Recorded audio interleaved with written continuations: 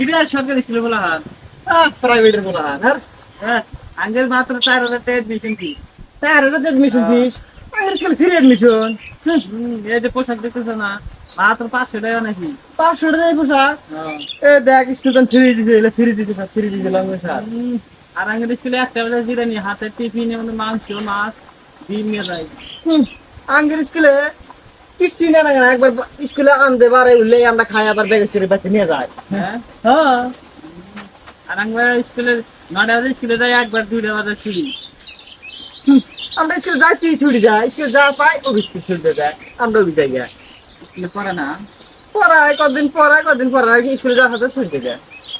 হ্যাঁ ভাই আমাকে নিয়ে যাচ্ছে স্কুলে তুই আগে স্কুল না মারবি হ্যাঁ আগের স্কুলে এডমিশন ফিস লাগবে না যা থাক গে ভালো তা আমার একটা পার্টনার হলো ধনী পার্টনার হলো তোর মাস ধনী আছে না তোর